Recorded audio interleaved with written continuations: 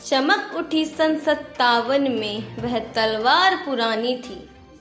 बुंदेले हर बोलो के मुंह हमने सुनी कहानी थी।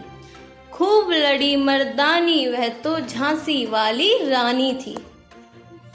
महारानी लक्ष्मीबाई का जन्म काशी में 19 नवंबर 1835 को हुआ। इनके पिता मारोपंत तांबे के चिकनाजी अप्पा के आश्रित थे। इनकी माता का नाम भागीरथी बाई था।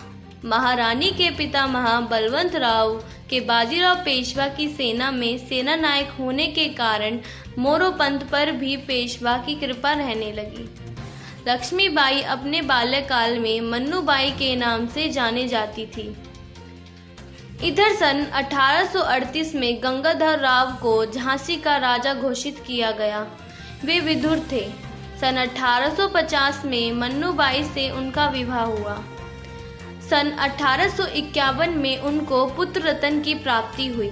झांसी के कोने कोने में आनंद की लहर प्रभावित हुई, लेकिन 4 माह पश्चात उस बालक का निधन हो गया। सारी झांसी शोक सागर में निमग्न हो गई। राजा गंगाधर राव को तो इतना गहरा धक्का पहुंचा कि वे फिर स्वस्थ ना हो सके और 21 नवंबर 1853 को चल बसे। यद्यपि महाराजा का निधन महारानी के लिए असहनीय था, लेकिन फिर भी वे घबराई नहीं। उन्होंने विवेक नहीं खोया। राजा गंगाधर राव ने अपने जीवन काल में ही अपने परिवार के बालक दामोदर राव को दत्तक पुत्र मानकर अंग्रेजी सरकार को सूचना दे दी थी, लेकिन ईस्ट इंडिया कंपनी की सरकार ने दत्तक पुत्र को अस्वीकार कर दिया।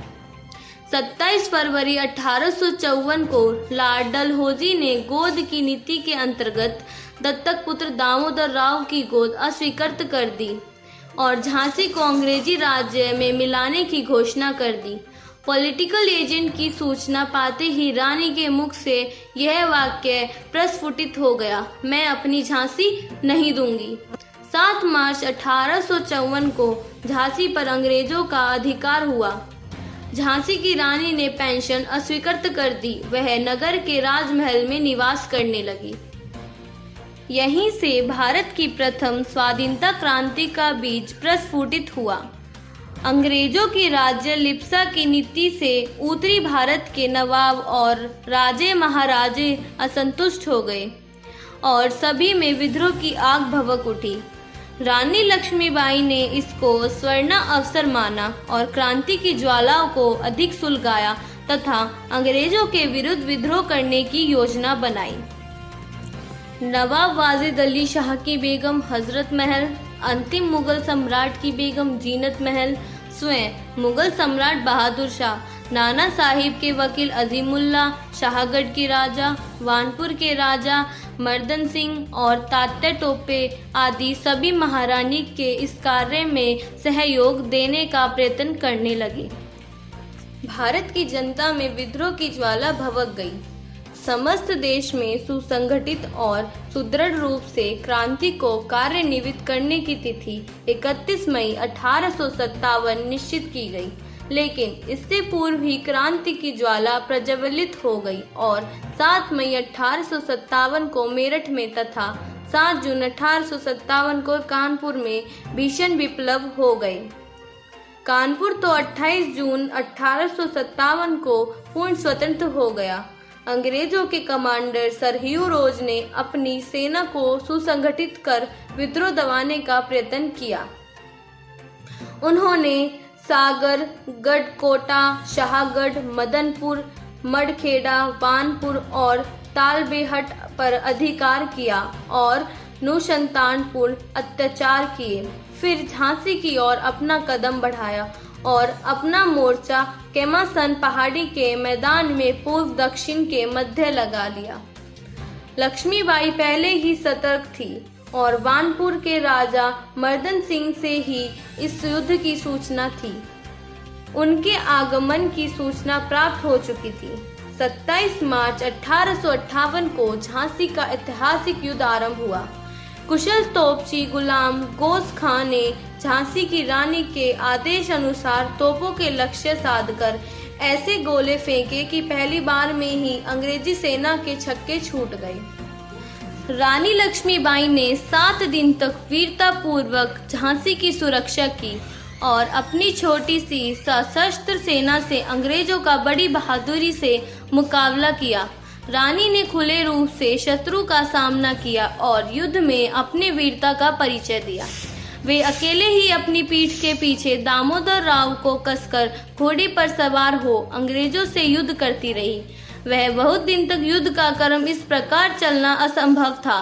सरदारों का आग्रह मानकर रानी ने वकालपी प्रस्थान किया। वहां जाकर वे शांत नहीं बैठी। उन्होंने नाहना साहिब उनके योग्य सेनापति तात्या टोपे से संपर्क स्थापित किया और विचार विमर्श किया। रानी की वीरता और साहस का लोहा अंग्रेज मान गए, लेकिन उन्होंने रानी का पीछा किया। रानी का घोड़ा पूरी तरह घायल हो गया और अंत में वीरगति को प्राप्त हुआ, लेकिन रानी ने साहस नहीं छोड़ा और शौर्य का प्रदर्शन किया। कालपी में महारानी और तात्या टोपे ने योजना बनाई और अंत में नाना साहिब, शाहगढ़ के राजा, वानपुर के राजा मर्दन सिंह आदि सभी ने रानी का साथ दिया। रानी ने ग्वालियर पर आक्रमण किया और वहां के किले पर अधिकार कर लिया। विजय उल्लास का उत्सव कई दिनों तक चलता रहा, लेकिन रानी इसके विरुद्ध थी। यह समय विजय का नहीं था, अपनी शक्ति को सुसंगठित कर अगला कदम बढ़ाने का था। सेनापति ह्यू रोज अपनी सेना के साथ संपूर्ण शक्ति से रानी का पीछा करता रहा और आखिरकार वह दिन भी आ गया जब उसने ग्वालियर का किला घमासान युद्ध करके अपने कब्जे में ले लिया। रानी लक्ष्मीबाई इस युद्ध में भी अपनी कुशलता पर परिचय देती रही। 18 जून 1858 को ग्वालियर का अंतिम युद्ध हुआ और रानी ने अपनी सेना का कुशल नेतृत्व किया। वे घायल हो गई और अंत उन्होंने वीरगति प्राप्त की। रानी लक्ष्मीबाई ने स्वतंत्र युद्ध में जीवन की अंतिम आहुति देकर जनता जनार्दन को चेतना प्रदान की और स्वतंत्रता के लिए बलिदान का संदेश दिया। Thank you. Please do subscribe.